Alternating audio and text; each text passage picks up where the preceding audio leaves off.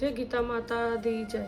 पहला अध्याय श्री अर्जुन द्वारा कुरुक्षेत्र की भूमि का निरीक्षण।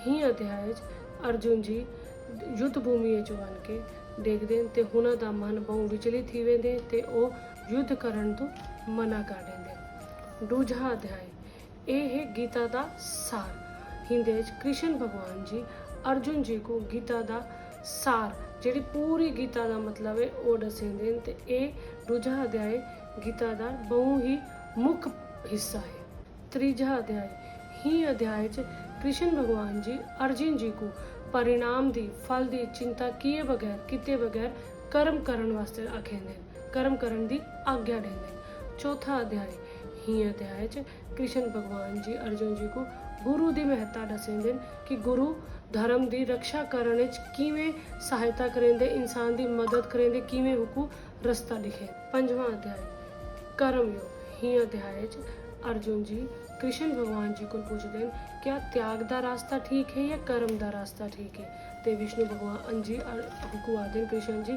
कि एक इंसान को भक्त कर्म ते नाल भक्ति भी करनी चाहिए।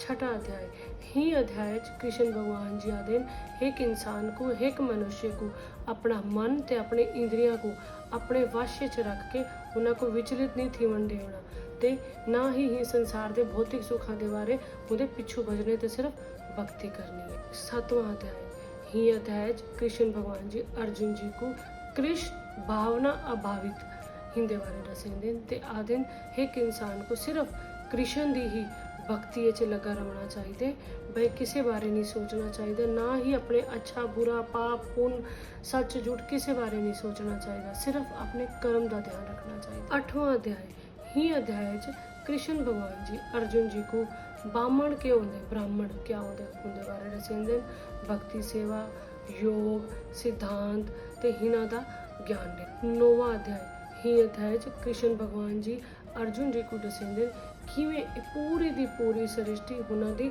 बाह्य ऊर्जा बाहरली शक्ति दे हिसाब नाल चलदी पई है ते उनका परिचालन थींदा पे कि ते कृष्ण भगवान जी दे हाथे च ही पूरी धरती का निर्माण करना ते नष्ट विनाश करना। 10वां अध्याय ही अध्याय कृष्ण भगवान जी अर्जुन जी दी महिमा गांदे हुकू दसेंदे कि ओ बहु श्रेष्ठ है।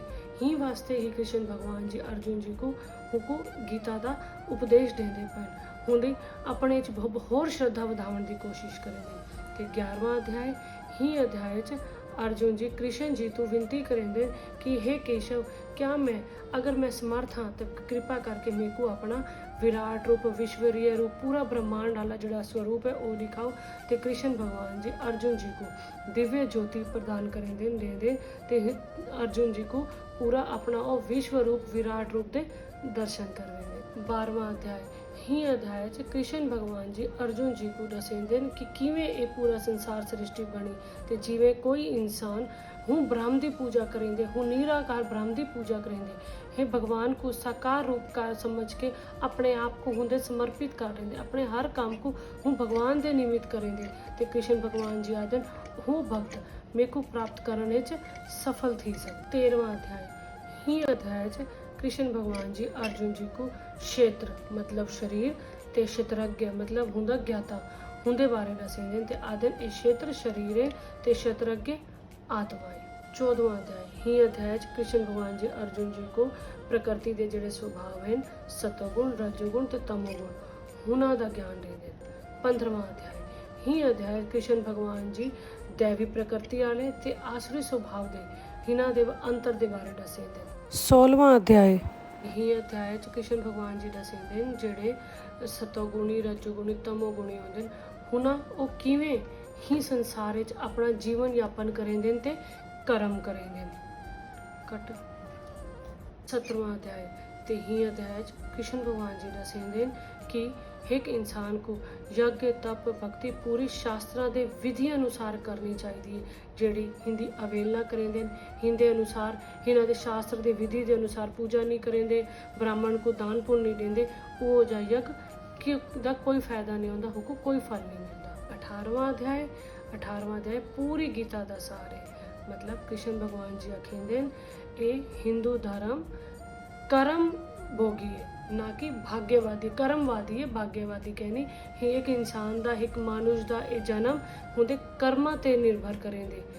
ही वास्ते एक इंसान को अपने कर्म चंगे करने चाहिए। जय श्री विष्णु भगवान दी जय, जय वैकुंठ धाम दी जय।